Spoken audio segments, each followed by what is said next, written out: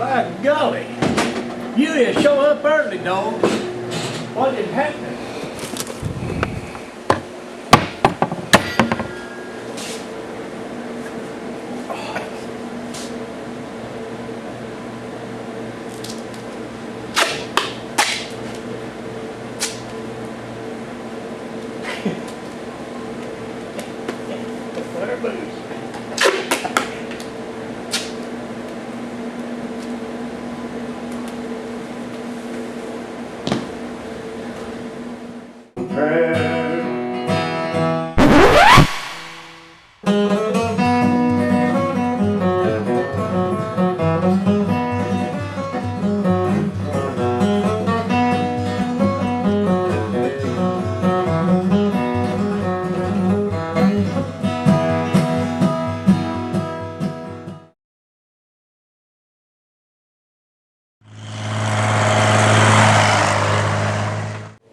Well, happy Martin Luther King Day to all you YouTubers, rat rod ladies and rat rod gentlemen and rat rod children of all ages.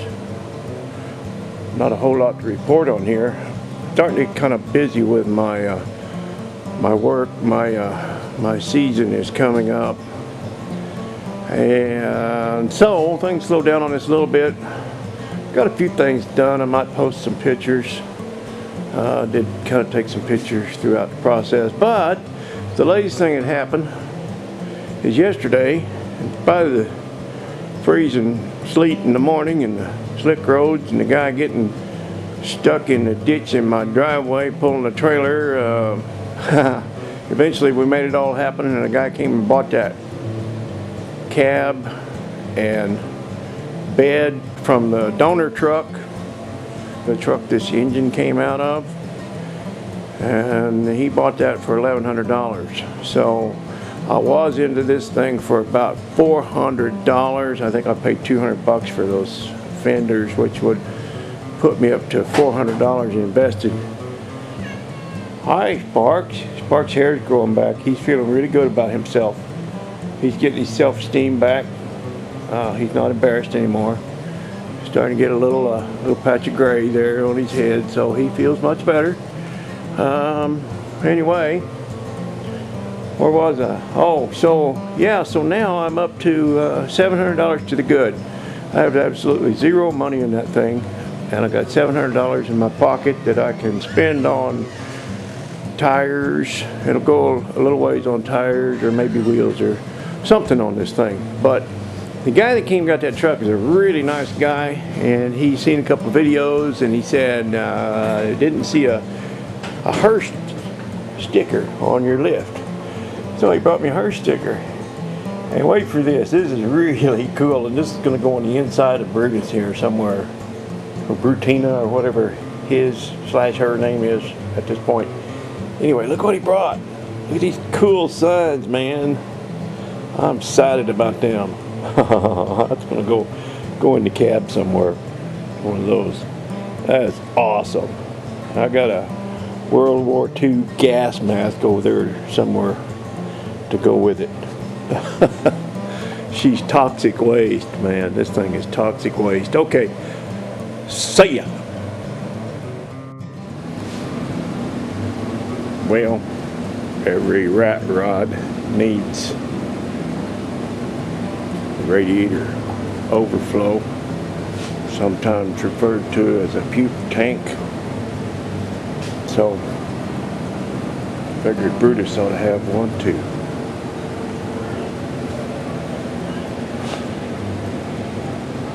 It's got antifreeze in it right now.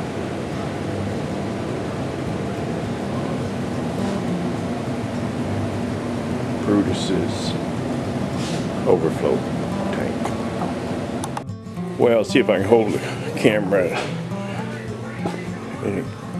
with one hand and hold this piece with one hand and hold my cup of coffee with the other hand. See if I can explain what I'm doing here. This door jamb, I saved these door jambs and cut the edge off of them, and I'm going to use them inside these half doors. See if I can get the camera right here. Anyway, they're going to go in here. Not like that, like that. And I will tack these doors to those. And that pushes in a little down there. That door's kind of bowed out at the bottom, but it comes in. Anyway, that'll all line up. And then I've got this hammered out so it's straight. Then I'll put my panel, front panel. Well, that won't even stand there anyway. Yeah. Put my front panel up here to go across. Got some sheet metal for that yesterday. Picked up some metal because I'm just tired of being out of metal. And these were all rims, so they're already cut. Didn't have to pay a cutting fee for those. This one's got a couple inside it, so got myself quite a bit of metal to work with here. Anyway, I'm gonna go ahead and work on my pickup bed.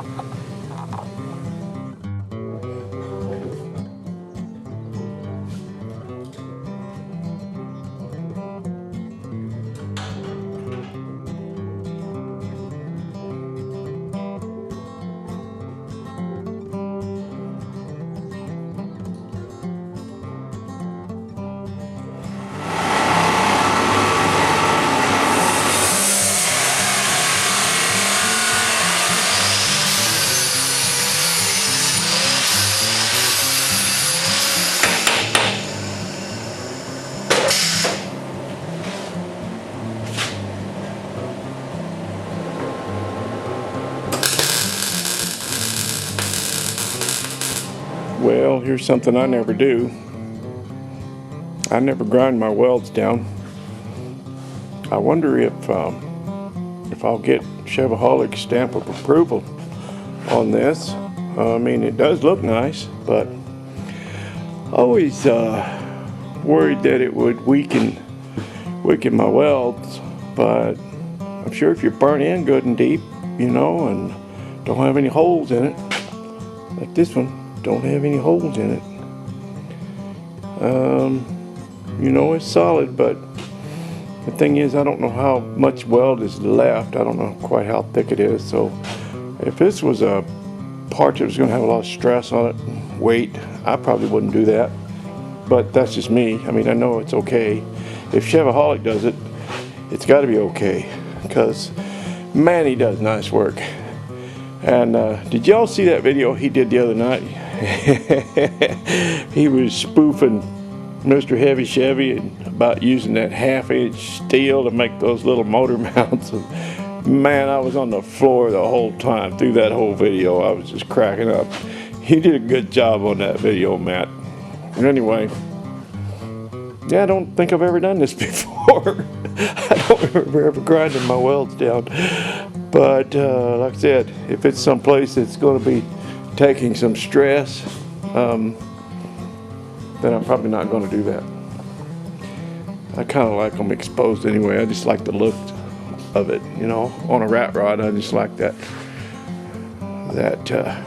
raw metal hanging out there. Ooh, ooh, ooh, ooh. Okay, enough about that. I'll show you where that's going to fit. Well, this is where that's going to sit, that real pretty end cap. And the puppy is level and square, and because there's a roll, because this metal rolls on the edge, focus, hello.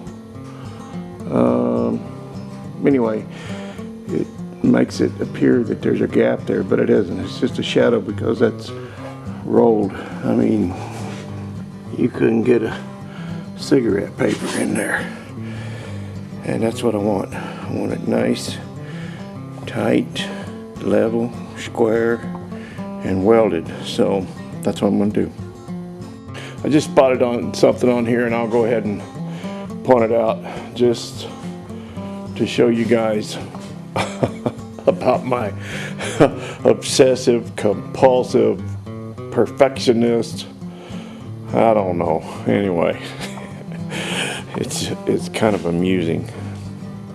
See, there's a little seam in that metal, and I thought to myself, you know, you should have turned that on the inside like the other one.